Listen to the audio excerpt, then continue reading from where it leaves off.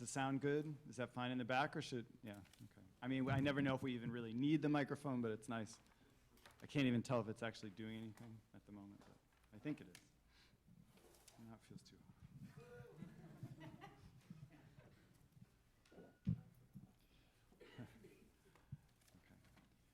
Okay, thank you all for being here. Special thanks tonight to Jean Preston for her efforts and initiative in bringing Afaa Weaver to campus again for a full-on nighttime reading. Some people got to hear him a few years ago, and we're really thrilled to have him here again. It's great to have people from different classes, from not in classes, from the wider community. Afaa's been doing things in Kenosha and Racine, and we're happy to be part of that wider poetic world tonight. I also want to thank our many sponsors, which include the Provost's Office, the English Department, the Office of the President, the President of Carthage, that is, the Carthage Diversity Center, the Brainerd Writing Center, Racine's fabulous reading series, Bonk, whose Nick Dempsey is here, the Racine Public Library, and Woodland Pattern Book Center. I want to tell you about 2 upcoming events before I begin the other part of the introduction. Next Tuesday, the Tuesday coming up immediately after this Thursday, the way they do, at 7 p.m., same time, different date of the week, the poet Lisa Fishman will read from her new book, 24 Pages and Other Poems, and poet, translator, and publisher Matvey Yankelevich will read new poems from the newly published Some Worlds for Dr. Voigt, and translations that he's done from the Russian of Daniel Harms and Alexander Vidensky. There's 2 V's, so you have to, Vidensky.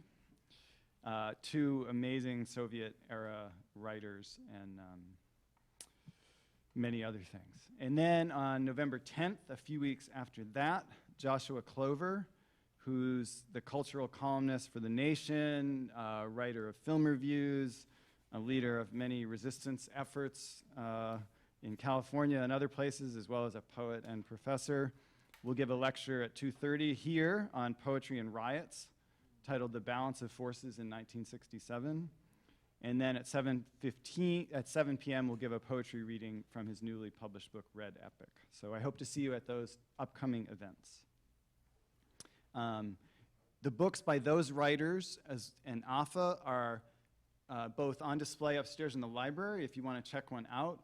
Afaa's books are on sale from the bookstore, thank you, in the back of the room tonight, and the books of many of the readers will be in the bookstore for the rest of the semester. So if you hear somebody, you might not have money tonight or whatever, go to the bookstore and you can get a copy for yourself.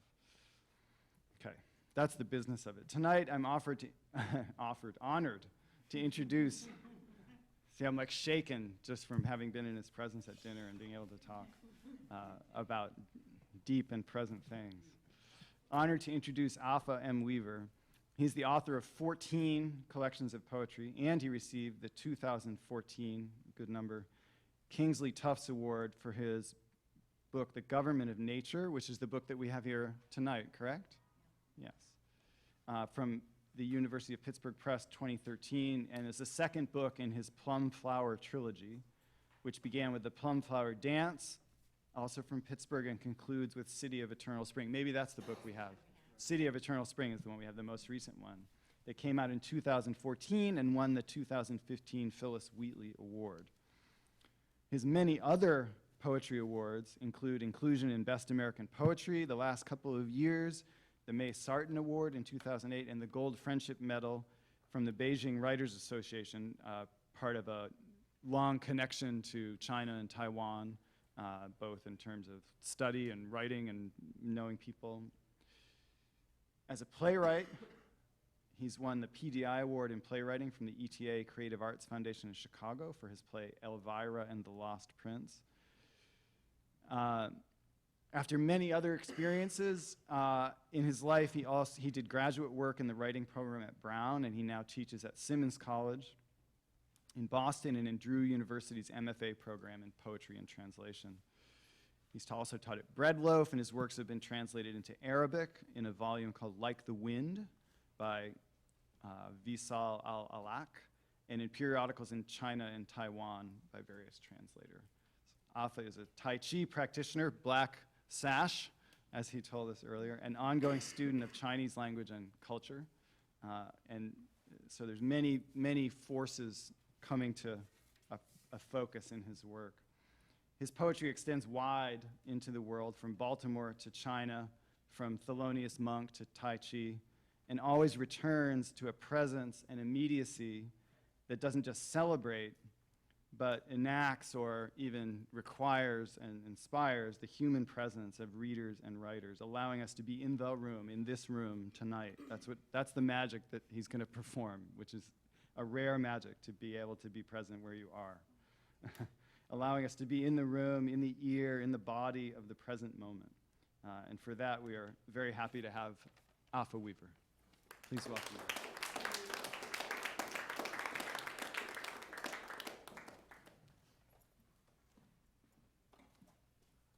I was all prepared to sit there for a little while longer.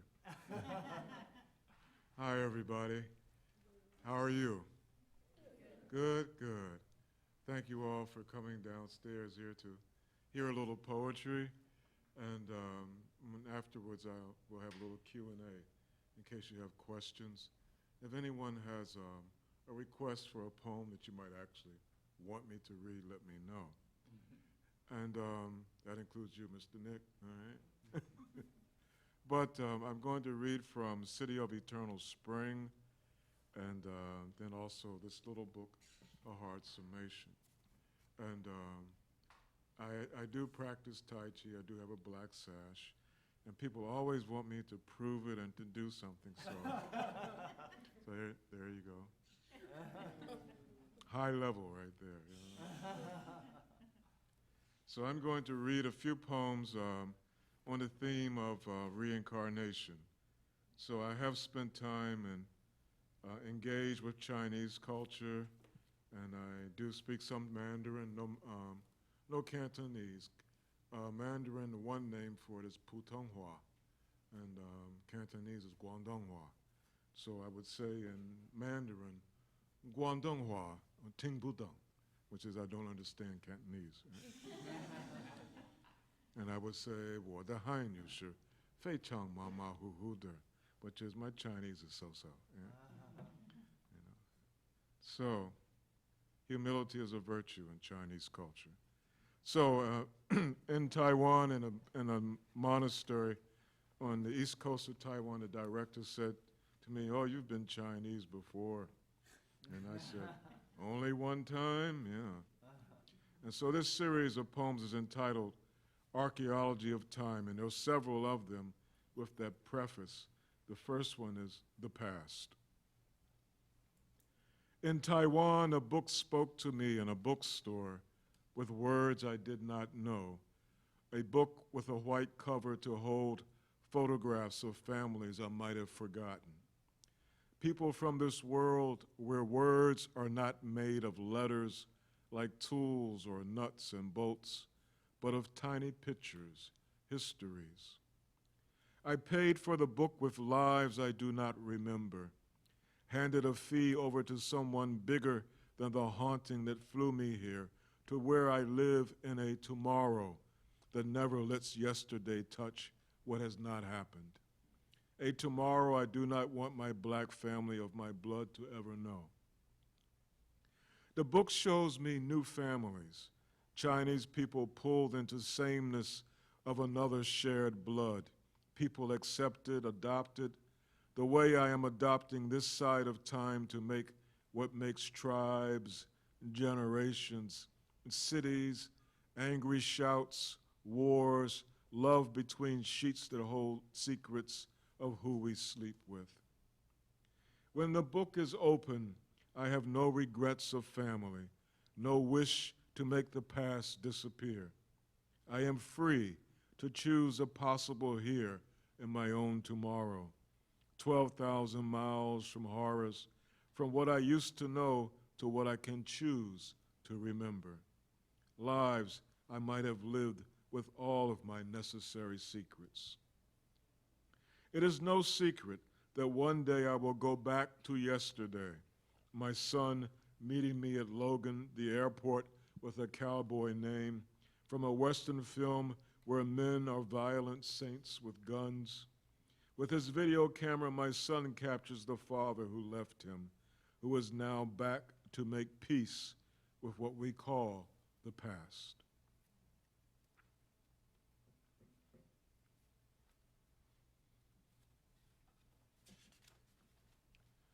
Archaeology of time stations. In the space between changing souls, there are stations. Mother cried to think I would love a woman she could not talk to, a woman with Cantonese all over the dresses she said were the best from Hong Kong. Mother sneering, pulling her tongue back on the Mandarin way of saying cheap, cheap cloth, cheap woman for her son, the kind prince to be lord of the family. And she took to her bed, feigning death, threatening to join the ancestors, convinced them all to pull their blessings back until her one good son came to his senses, came to understand his station above where this woman was born, where she will always be. So constant is the will of women who bring sons into the world with a love that commands, that issues the future across the currents of history. So the immortals remind us birth and death are one thing, unlike love with its stations. In this life, black me with my black mother, crying to think her prince was casting pearls across a sea of unworthy people. Folk who could not do what I could do, break light or leap across the pages of time and build disaster into fortune. And back again with a self-fulfilling mind she gave me one evening when her water broke. She saw the place where birth and death are the wide gate of shimmering silence. Shadows.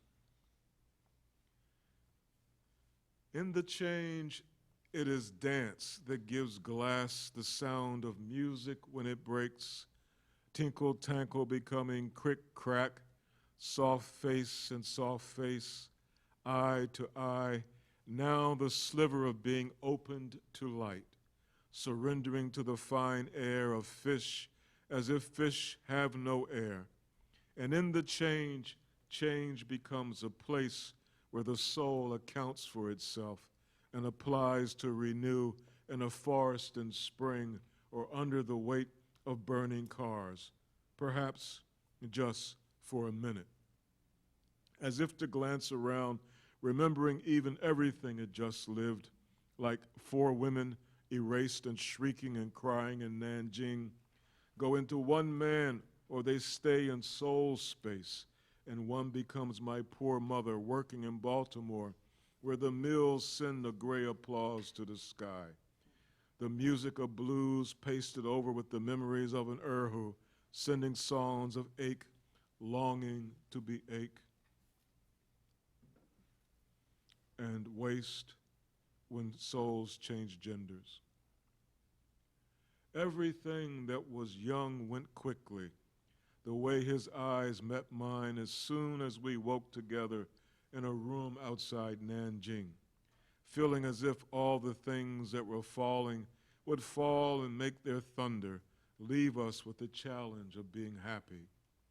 All the things that felt given when gifts were not just surprises, but what we knew, what we hoped to take with us to heaven, unbound by faults and sins, not deceived the way we were when the end came to what we knew of China. Landing me here, I am a wish in the skies, spun out from celestial space to be poor, to be covered with black skin, a felt quilt of a map with only one way to China, through pain as big as hogs squealing at killing time on black farms in Alabama. The noise of death, the shrill needle that turns clouds over to rip the air above the cities where people are young and all that is given is never taken away. And aside from Tai Chi, I am one of my teacher's Tao disciples. So in that world, that means he teaches me Tao meditation with extra instruction that other students don't get, which means more homework. And so Taoism is almost opposite in some ways from Buddhism. And I'm speaking of Taoism as a practice and not so much a religion, and I hope that's clear to you, but it's about the state of the mind. But one thing that they do have in common is that you are prepared for the moment of death. And so when death comes, should you be conscious, then you can enter in the state of stillness. Right? So that's much of what the meditation is about, to make you that present in life. The title poem to this collection is about that, about the state of consciousness. City of Eternal Spring. My mind rises up as the silos of interchanges, streams, passages of myself in floating layers, so nothing can connect. And I dream emptiness on ships sailing to new places for new names. This ship my hands cupped in front of me, a beggar's bowl, a scooped out moon, a mouth open to make noiseless screams, to arrange, to begin, to break through, to stop my arrogance. Believing what I touch, see, feel, hear, taste, make a case for being alive. So I can stop believing what happens when a caterpillar dreams itself beautiful. What cannot be is suddenly what I was made to believe can never be.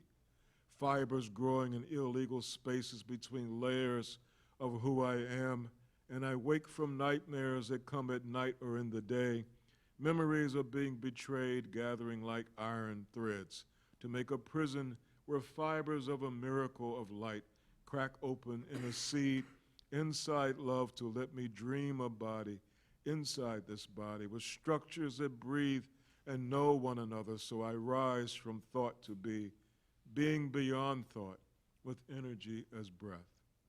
A world with eyes opening inside the light, inside knowing, inside oneness that appears when the prison frees me to know I am not it, and it is not me. And so, I think I'll change tracks and read some love poems to you. And these are my encounters with women in Taiwan and China. I'm not a playboy, you know. I don't want to give that impression. But as a black man traveling in Chinese culture, I was very unique. So I drew a lot of attention. And, but the socialization process, or the fact of Chinese culture is such that the ladies would form the relationships in their mind before I had a chance to talk about it, you know. So nothing ever really happened, but a lot of energy going back and forth. But the difficulty is between cultures, even engaged as I am in Chinese culture, there's still the reality of the world and racial difference, etc. A first love poem. If I can find a cavern as big as silence, where the soft spot under your small toe holds the song of who we are, I will name it the way caverns are named. My fingers pulling back the thin spaces in the notes of music waiting for us until we know it, until we know this place is who we are when we share the same way of melting, two kinds of skin from two lives setting each other aflame, the way confessions go naked over the curves of our hips and drop to the floor near where a bed waits for us and destinies wait and sleep for people to dream into the agreement with what comes into our empty spaces.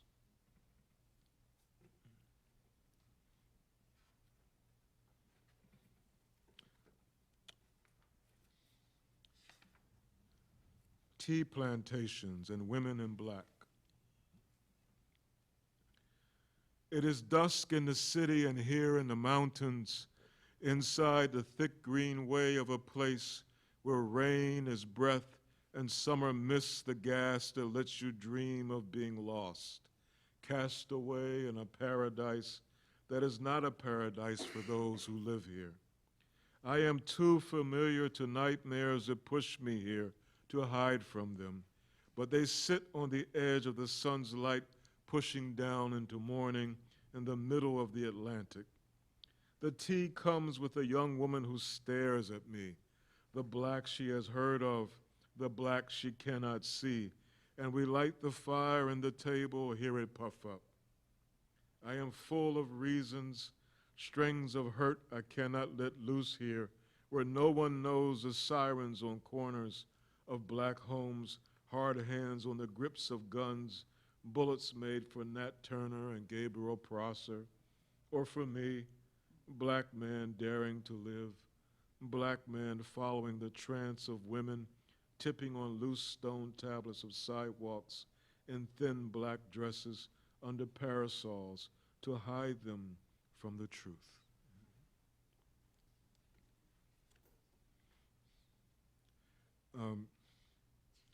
My godfather's name is Ching Si Peng, or Peng Ching Si. He gave me my Chinese name. My Chinese name is Hui Ya Feng. And the Ya Feng comes from the Book of Songs, the first anthology of Chinese poetry in ancient times. And in that anthology, there's a section called the Ya Fue, which is folk poems. And that's where the Ya Feng comes from. And my disciple name under my teacher is Yuan Ya. The Yuan means first generation after the teacher. And my disciple name Ya means elegant. So the Ya Feng from my godfather in Taiwan, my teacher is Yuan Ya. But I was having noodles in the Gongguang neighborhood in Taipei with my godfather. It was his favorite restaurant, the noodle shop. And the lady who owns it sits on the counter and watches us eat to make sure we eat everything, because we cannot get seconds until we finish the bowl. Right? Noodles in Gongguang with Godfather. It is time for another bowl, my stomach says, and my eyes agree in low baritone, whispering to Godfather, who says we must wait patiently. She sits at the counter, the cook, the mother, the owner of things, to see if our bowls are empty, and they are, empty and wiped clean with air sifting around our obedience. And she comes over with more to eat. This is my favorite place, Godfather says. The man who gave me my name like wind or air. Kind and deep face of a man who rides his bike through the campus, gliding under palm trees to beat the way summer claims your skin here this close to the equator, or to where things are equal. Here, my mother has come to be Chinese with me, still brown the way she brought me to life, all thick with the juice of living inside her without air. It is real or gender, the true, genuine way my family are symbols in a place foreign but familiar. My chopsticks, working my fingers so quickly, people ask where I learned to eat. I learned in a city of pain, the bricks baked red and hard in some secret place in heaven. And so I lived in Taiwan for 8 months during my sabbatical in 2004, 2005, to study Mandarin in a private school every day with 2 teachers, 2 hours a day, Dwei, and the teacher, the student, just the 2 of us. One teacher spoke very quickly, the other one spoke more slowly. And that was intentional to get me used to varying speeds. And so I was writing my homework in Chinese characters, long homework, a little bit of time. And so I was beginning to read my way through the culture. When you go to an Asian culture and you don't know the language, you don't have a certain input. But once you begin to engage on a level of language, there are things you cannot ignore. And you get used to that. You have different prompts. So at the end of the 8 months, I came back to the U.S. And this last poem in this book is entitled Being Chinese. In Los Angeles airport, I sit stunned by the English.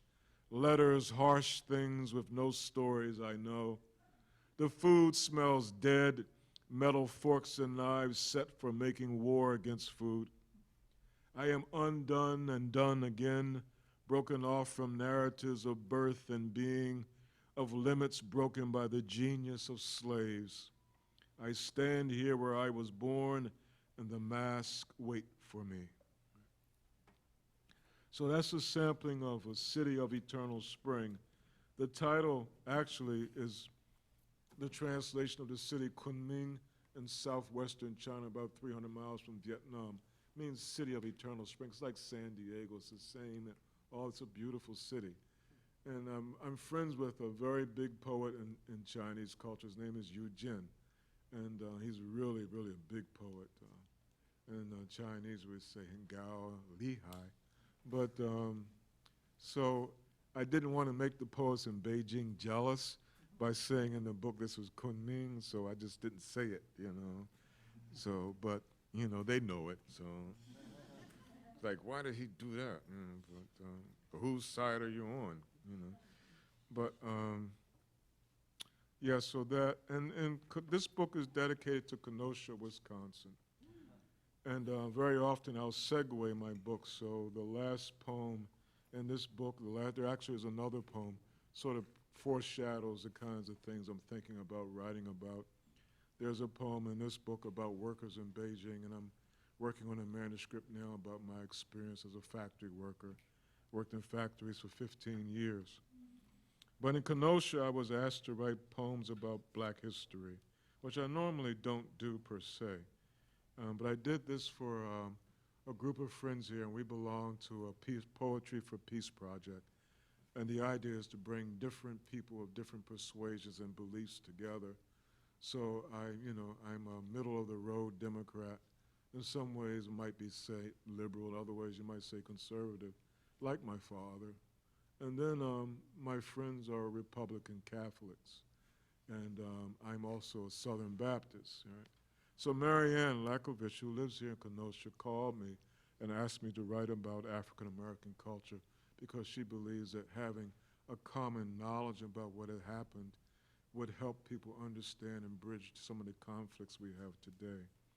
And in working, being an African American, I'm a member of the original group of African Americans. I mean, there's a large, Boston's black community is primarily immigrant. Haiti, Jamaica, Trinidad, parts of South America and Africa. Not like the Baltimore I grew up in at all. And my friends, I have Haitian, Jamaican friends in Boston. And we have our tensions and conflicts, you know. And so in the African American memory of the original group, there's understanding that we were sold by our own people to quote unquote. But that's false too, because the reality of Africa at that time was there were no one people. It was like Europe or any other place. There were different communities and nations, and some of whom were enemies, and sometimes people sold their enemies. That's the reality of it. And so walking around here in the United States sometimes I think, wow, what must people think when they look at me and think, oh, well, there's a descendant of a slave, you know? And so I said, that's an interesting thought. And it's, in some ways it's a troubling thought, but it's, you know, it's the reality of our world, our culture. And so the contradiction that the founding fathers knew was a contradiction was to create a democratic state with a whole culture of enslaved people. And that contradiction haunts us to this day. And so I wrote these poems for Marianne, Bill, Stacy, and Jenny, and I wrote them with them as my audience in mind, and I was really concerned about how they love the poems. They want to distribute them all across the country. I said, wait a minute, slow down, you know, but, you know, they love the poems, and I thank Marianne for, if she had not made that phone call, I would not have written this book. You know. And the book is dedicated to Kenosha. I will read the first two poems, and then I'll stop for Q&A. And I must explain also, I don't like to do a lot of explaining, but I must tell you, the research for this was from Emory University. They have a website called slavevoyage.org, where you can go and you can look at the historical records of the slave ships going back couple hundred years. Due to the fact that the Atlantic slave trade was a business, receipts were kept, business receipts, and also the logs of the ship captains are there. And there's a lot of record keeping that's in the project of the history of slavery. And so it's a frightening thing, but for historians, it's a very good thing. So this ship, the captain's name was Lorenzo Ruiz, and the ship left Freeport in 1840 and landed in Havana on December 29th. And 98.3% of the cargo were children, boys and girls between 8 and 11, roughly, some a little bit older. A ship full of children traveling across the Atlantic. Most of them survived. The other thing is that the ship logs kept records of how many people were lost at sea. Right? This particular ship, most of them survived. The first poem, The Kidnappers, the Africans who went into the interior of the continent to take people and bring them back to sell. A cruel silence in the night. The children's songs pulled under a rustle of leaves, mothers turning away for a second to pick up toys dropped in shadows. As hands cover children's mouths, their heels struggling in soft dirt, swallowed by forest, birth turned to death, the yard empty, neighbors hushed by wailing from houses where ache lives. A cruel silence in the night, the children's songs gone, Mama pulled into the broad arms of Papa. Dry womb of old sinew and bone, eyes glazed, sons and daughters, hope against old age, swept up by strangers to lie down in the music of deep water. A ship's log. Children who gave us life. Let me stop and I'll back up. My great-great-grandmother was taken when she was 8 years old. Her name was Phoebe. She and her sister were taken and separated at the coast. A ship's log. Children who gave us life. A family seed on board the Jesus Maria. Who took you? Sherbro, Mende, Portuguese. Who took your name to your mother's ears to whisper, child gone, womb of your grandchildren gone? Who set you free in Havana?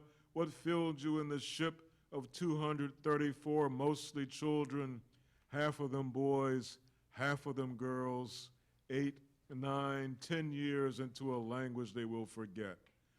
What happened to the crew listening to children cry for weeks from Freetown to Havana?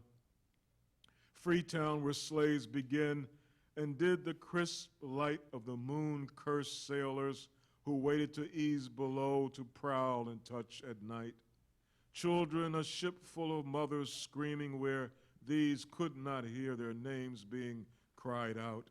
Girls and boys shivering in the creak of wood in the water, the forward dip and lean of sail to wind, their names being cried out in languages they will barely know if they live to think of what they know.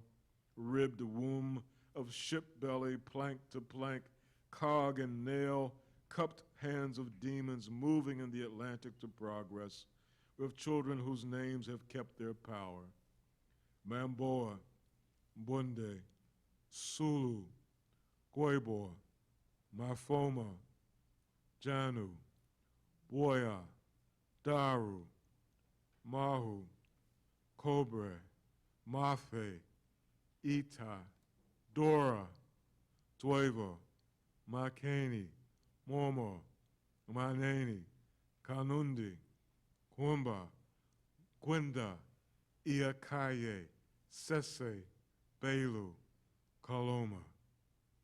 Sons and daughters, hope against old age, swept up by strangers to lie down in the music of deep water, a baptism and a melody of grief, the children praying to be loved in a world their mothers do not know, in Africa, where stars try to make peace with death. So, thank you.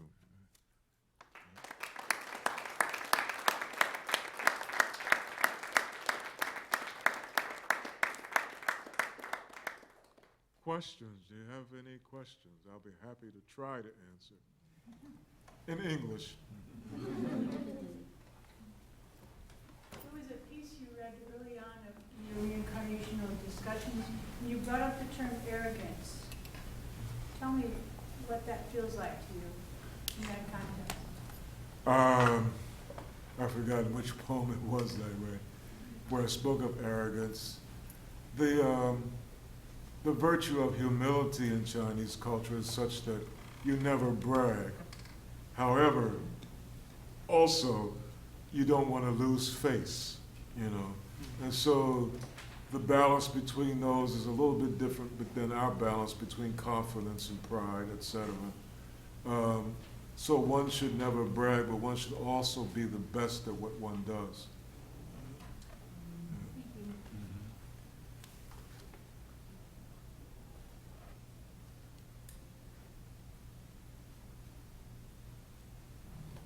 No questions? You sure? Yes. You had said you work sequential and often the work prior informs the next work. Mm-hmm. And I was curious, what are you working on now? And what was it that informed that? I'm working, I have a manuscript in its editing stages. And it's about working class culture. Primarily, when I say working class, I mean physical labor. And so the book it begins with a poem that's a kind of preface called Shu Bing's Flying Phoenixes. There was an installation in St. John's Cathedral in New York of sculptures by a Chinese sculptor called Flying Phoenixes. You might have seen it, they were suspended in the ceiling. And there are all these tiny wheels inside those phoenixes. And I have been working on that manuscript for about a year or more when I saw those, and that sort of confirmed it for me. So in my imagination, the manuscript has the shape of a phoenix in flight, you know, through the different sections of the manuscript. It's about my own experience as a factory worker. It's about the idea of work in America, and it's about my ongoing blending of Chinese and American culture. When I was at the university in the 1960s, I started the university when I was in 1968. There was a kind of naive fascination with what they called Maoism at the time, although most of us had no idea what was going on in China. But people were floating around Mao Zedong's little red book, you know. And Mao Zedong was a big advocate of the artist being rooted in the everyday. And it's more, it's a kind of Marxist idea Antonio Gramsci talks about, a working class interiority in his writing. But for me, it became a justification for dropping out of the university. You know, but you know, the manuscript is one where I'm going back into that, because I think some people have wondered over the years why I haven't been doing that. But the truth of the matter is that for me, I lived in Baltimore until I was 33 years old, and I was sort of overfull with that experience, and it's taken this much time to have an aesthetic platform where I can look at it creatively. You know, it was so intense for me. I mean, I grew up in a neighborhood that's now one of the 10 most dangerous in the country, 21213 zip code. You know, and so you know, it's the usual story of me being one of a handful of survivors, etc. In a very violent environment. And I worked with men who made their own bullets for their guns. At least one of them did. Danny made his own bullets. And these guys, you know, one guy watched TV with his .44 Magnum on the table. I said, nobody's going to interfere with your TV program, for God's sake. But that's who I work with, you know. These were hardcore. Some of them were hardcore racists, but we worked together and we understood one another. And after a while, the racial attitudes were just, okay, that's what it is. You know, but it was that world, you know. And so when people talk about, I hear people talking about it, et cetera, And there's another guy, Joe Wild. Joe was in the factory longer than I was. He teaches at Binghamton now. It's another, and there was a guy named Antler, and there are others, but in the world of African American poetry, I'm the only one that I know of with that kind of experience. So I said, well, now's the time to go into that and into the world of African American culture as I know it. And so that's what I'm starting to do now in my work. So, I want to write about numbers around illegal rackets and that kind of thing. I'm curious, what year did you come back from China, and what were some of you talked a little bit in that final poem about some of the readjustments, like immediately, but long term, what are some of the hardest readjustments about coming into America? Partially, I would guess America that is maybe slightly different than the one that you left. Well, I was only gone for 8 months, but only 8 months, but I went there for the first time in 2002 on a Fulbright. I was there for the spring semester, and so since 2002, I've traveled back and forth. And that traveling back and forth got to the point where the last time I was there, 2011, and it's time for me to go back. I'm trying to get back in the spring for a little while. But the change was too difficult. And I was starting to think I need to make a choice. And I was in Taiwan the last time, 2009, when I used to spend summers there sometimes. And my friend Yangtze, who's the Paul Muldoon of Taiwan, he's the editor of the the China Times newspaper. He's a literary editor there. And he went to Brown. Yangtze went to Brown. He is the Paul Muldoon of Taiwan. And he said, Afaa, come over here, retire from teaching, and we'll find you a wife, and you'll be okay, We'll take care of you. And in mainland China, Wang Xiaoli and her husband said the same thing. She was the first woman to come back from the Cultural Revolution and write. She was sent away to farms. And so they said, come here and we'll take care of you. You will spend the rest of your life with us. And so I had to think about those things, and Sounds pretty appealing. well, I had to think about that. I had to make a decision, So I decided to stay here because, I'm so rooted in American culture, and to take, I'm from Baltimore, and we have a stubbornness about us, and Black Baltimore culture is unique in that it's so deep and so old that we're kind of, speaking of arrogance, we're kind of arrogant about being black, which is that we take it for granted. No one's as black as we are, We take that for granted. It's like nobody is black as black people from Baltimore. Not transplants, but, you can't beat us when it comes to being black, and so whatever that is, And I'm joking because I don't really believe in cultural authenticity in an intellectual way, but there is a deep chronological history of blackness in Baltimore. That has to do with slavery and before slavery. So I said I just have to stay here. I might change my mind, who knows, but but that's where I am at this point. And there was a physical change. And I said, if this is happening to me, I know what my Chinese friends go through if they moved here from Taiwan and China. I mean, there's a physical thing that comes over you when you're engaged on a level of language and food and so on. And I would go, when I would come back and go into a store or a bank where people didn't know me, they would say, do you speak another language? And it's spending all that time on tones and so on. It changes your pronunciation, And the meditation, Taoist meditation, changes the structure of your internal body. It affects your molecular structure, it affects you on the level of DNA. It's not like Buddhist. Buddhist stuff is like another thing, Taoism works first on the body, then the mind, so. Tai Chi masters that can fly, Any other questions? Yes, one, two. You've clearly encountered racism throughout your life. Do you ever write, or do you write with the intention of maybe bringing these issues to light and educating other people about the way that you've lived your life and maybe trying to break down issues like that? I try to, without being didactic, you know, and so I have done it in individual poems. But the thing that I avoid doing is a kind of intellectual probing about that for me leaves off art, becomes essays, you know, and so that I try to make that distinction when I'm writing. And, you know, as a black man and from America, I've lived here all my life, just except for time back and forth to China and Taiwan, but there are some things that I'm so used to having to, it's sort of like there's a certain level of things you just have to ignore, you know, if you're going to get through the day.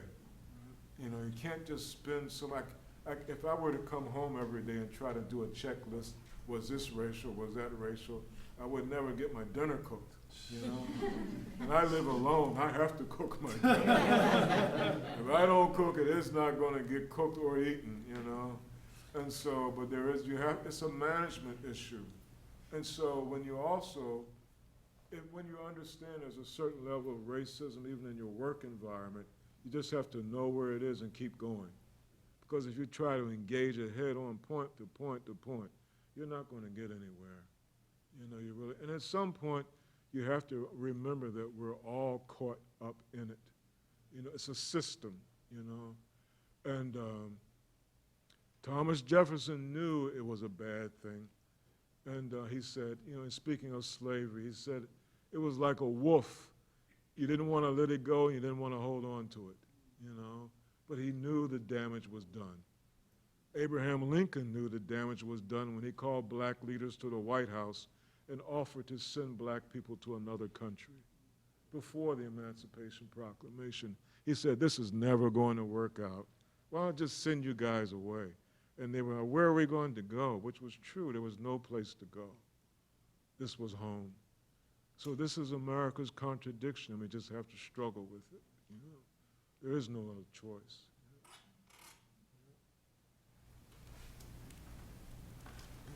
I was curious with your comfort and stream of consciousness and familiarity with reincarnation, when you wrote the poem about the children in the ship, was your grandmother one of those names you used? No, I couldn't. When I did the research, I typed in a phonetic spelling of her name and a range of dates when she was shipped, because she was 8 when she was taken, and her daughter, my great-grandmother, Elvira, was born in 1852. So I figured if Phoebe was, say, 20 when she was born, then she was probably born around 1832. So I typed in that range, and this ship that left in 1840 was around the time that she was shipped. But her name, I couldn't find her name in the log. I found these other names. And so, and the other thing about the Atlantic slave trade is that the European slave trade is only half of the story. The Arab trade is the other half. It's another history. And African people were sent as far as the edges of Southeast Asia into India, you know, and so over a period of a long time. But the Atlantic trade, only 20% of the Africans came to this country. The other 80% went to South America, the Caribbean, Mexico. All right? There's a coastal city in Mexico built by Africans who dived in the water to bring the stones up to lay the wall. And so in Brazil, they were worked until they died. And so they kept replenished by new slaves. And so, you know, the African DNA is all over South America. It's really a complex, and I say fascinating history. I try to remove myself from emotional responses. It's fascinating.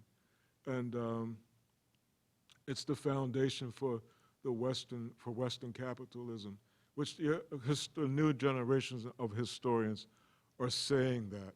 And they're saying what black historians have always said. But Western capitalism is founded on free labor. It was built on free labor.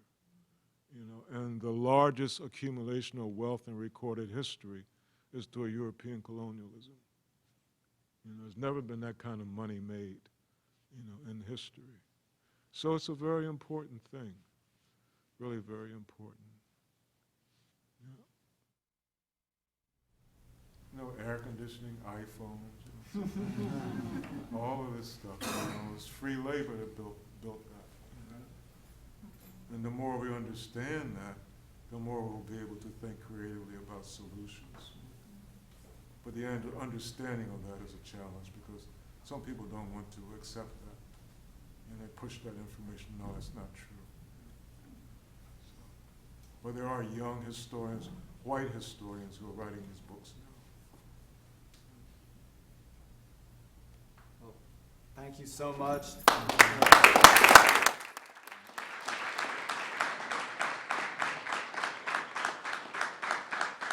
Thank you.